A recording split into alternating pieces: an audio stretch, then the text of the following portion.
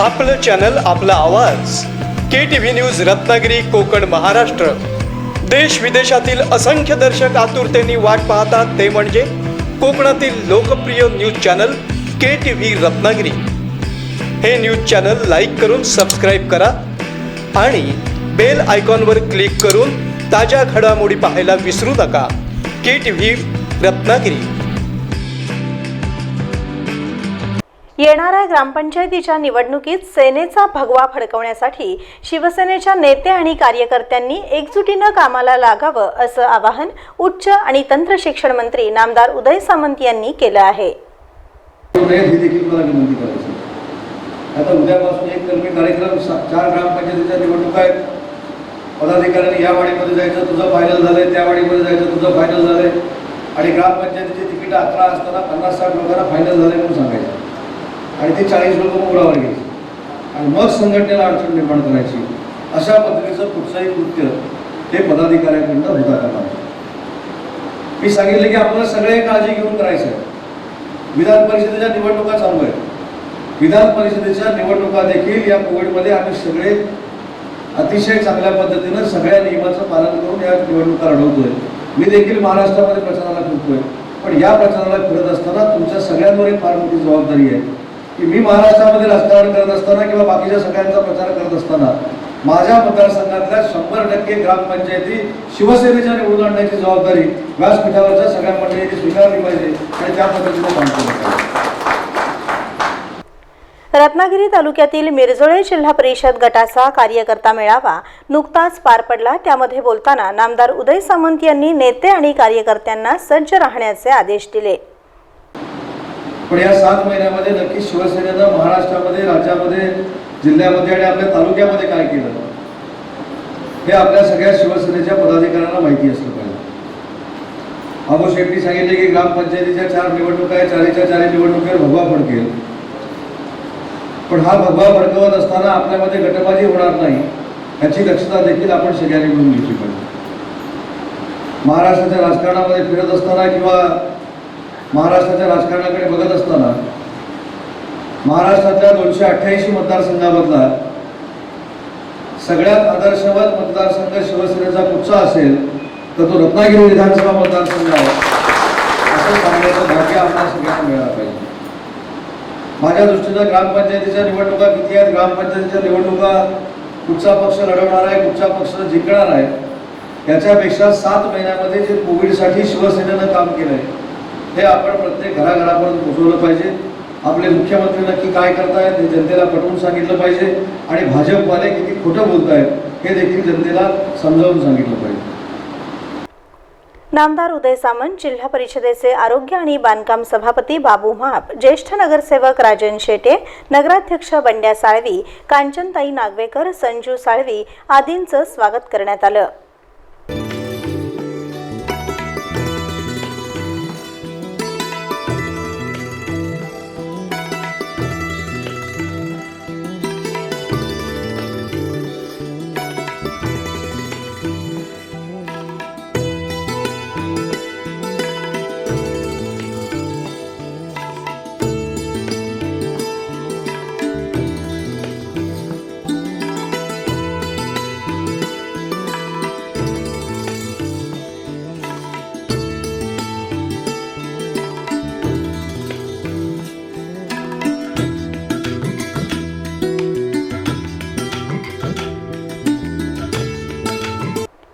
राज्याचे उच्च आणि तंत्रशिक्षण मंत्री, शिवसेनेचे उपनेते आणि प्रवक्ते नामदार उदय सामंत यांनी आपले विचार व्यक्त करताना रत्नागिरी विधानसभा मतदारसंघात केलेल्या कामांचा पाढा वाचला आणि प्रलंबित कामही लवकरच मार्गी लावली जातील असं म्हणाले.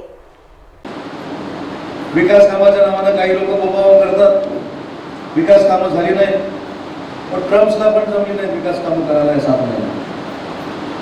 अमेरिकेसारख्या प्रगतशील राष्ट्रामध्ये देखील विकासाची कामं झाली नाही. पण विकास कामं करत असताना रस्ता महत्वाचा नाही. माझा रत्नागिरी विधानसभा मतदारसंघाचा प्रत्येक माणूस महत्वाचा आहे. तो चांगल्या पद्धतीनं जगला पाहिजे, त्याला चांगल्या पद्धतीनं आरोग्य मिळालं पाहिजे. यासाठी आपण महाराष्ट्रात पहिली जर आरोग्य यंत्रणा उभी केली असेल तर ती रत्नागिरी आणि सिंधुदुर्ग जिल्ह्यामध्ये 3-3 कोटी रुपये खर्च करून स्वॅब टेस्ट झाल्या. आपल्या कार्यकर्त्यांना माहिती असलं पाहिजे या 7 महिन्यामध्ये शिवसेनेने आणि उद्धव साहेबांनी काय केलं तर ज्या स्वॅब टेस्ट होत आहेत आपल्याकडच्या त्या स्वॅब टेस्टसाठीचे सगळेच्या सगळे पैसे हे आम्ही नियोजन मंडळाकडनं देतो. जवळजवळ 2.5 ते 3.5 कोटी रुपये हे आपल्या जनतेच्या स्वॅब टेस्टसाठी आम्ही DPCमधनं दिले आणि सिंधुदुर्गामध्ये देखील 4 ते 4.5 कोटी रुपये दिले. याचा अर्थ माझ्या दृष्टीनं रस्त्यापेक्षा बाबूशेठ माणसाचं महत्त्व मला मान्य आहे. पहिला माणूस जगला पाहिजे, व्यक्ती जगली पाहिजे. ती व्यक्ती जगली तर ती त्या रस्त्यावर जाणार आहे. जर व्यक्तीच नसेल तर त्या रस्त्याचा काय उपयोग नाही. म्हणून कदाचित रस्त्याची कामं थांबली असतील पण आरोग्याच्या सुविधा थांबल्या नाही. या प्रसंगी मिरजोळे विभाग प्रमुख विजय देसाई, वैभव पाटील यांच्यासह शिवसेनेचे नेते आणि कार्यकर्ते मोठ्या संख्येने उपस्थित होते. सभापती बाबू महाप यांनी आपलं मनोगत व्यक्त करताना शिवसैनिकांनी येणाऱ्या निवडणुकांसाठी तयार राहावं असं आवाहन केलं. मी आजच्या मेळाव्यानिमित्त सगळ्या कार्यकर्त्यांना एवढंच सांगेन की आपल्या इथं खेडशी मिरजोळे या 2 मोठ्या ग्रामपंचायत, त्याच्यानंतर मजगाव आणि दांडेआडो भागाडो ही संयुक्त ग्रामपंचायत, या 4 ग्रामपंचायतीच्या निवडणुका आहेत. त्या मिरजोळेमध्ये 17 जे आपल्या अख्ख्या गावातील 17 कार्यकर्ते त्यांनाच न्याय मिळणार आहे. महिला आणि पुरुष जसे आरक्षण पडले त्यांना न्याय मिळणार आहे. गाव तर खूप मोठा आहे. लोकशाहीमध्ये इच्छुक असणं स्वाभाविक आहे, इच्छुक असायलाच हवं. पण ज्या वेळेला 17 जणांना न्याय द्यायचा आहे म्हणजे हा निकष सगळ्यात जे 4 ग्रामपंचायती त्यांना लागू पडेल. खेळशीत सुद्धा असंच आहे.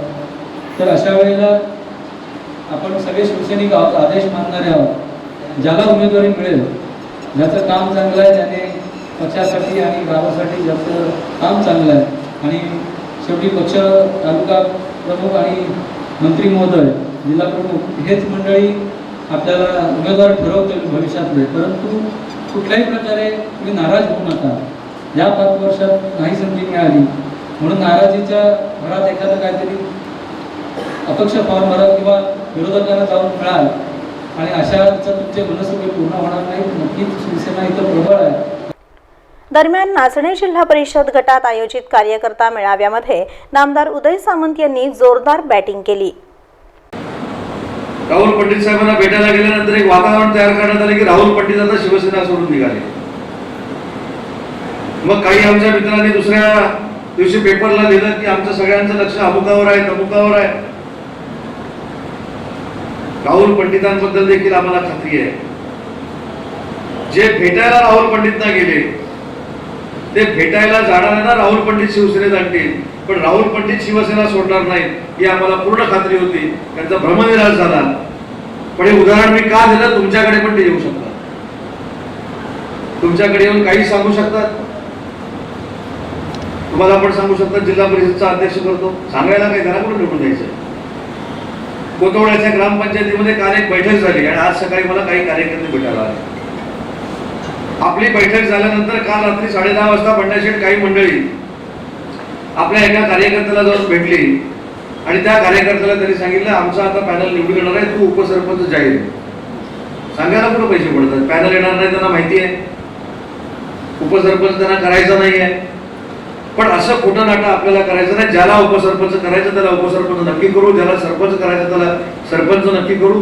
पण ही दोन्ही पद देताना तो किती शिवसेनेचा निष्ठावंत आहे याची देखील टेस्ट, स्वॅब टेस्ट नाही आपण करणार पण टेस्ट आपण घेणार आहोत.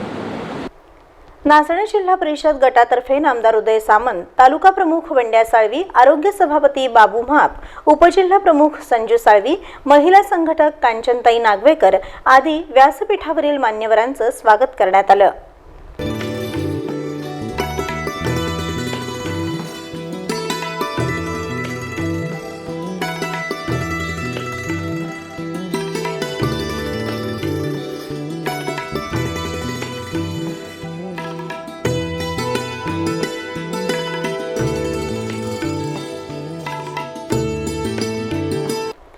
माजी सभापती प्रकाश रसाळ यांनी आपले विचार व्यक्त करताना येणाऱ्या ग्रामपंचायतीच्या निवडणुकीत शिवसेनेचाच भगवा फडकेल असं म्हणाले. हा जो विभागाचा कार्यकर्त्यांचा मेळावा जो आयोजित केलेला आहे तो कार्यकर्त्यांचा मेळाव्याचा संदर्भ हा आहे की या भागामध्ये ज्या ग्रामपंचायतीच्या निवडणुका लागलेल्या आहेत त्या निवडणुकीमध्ये सर्व कार्यकर्ते कार्यकर्त्यांनी एकजुटीने एक दिलाने कामाला लागून आपापल्या भागातील ग्रामपंचायती निवडून आणायच्या आहेत. आज आपणा सर्वांनाच कल्पना आहे विरोधी पक्षातील माणसं चाचपणी करायला सुरुवात केलेली आहे, परंतु त्यांच्या गळाला कुठे मासा सापडत नाही. त्यामुळे त्यांची फार दुर्दशा झालेली आहे.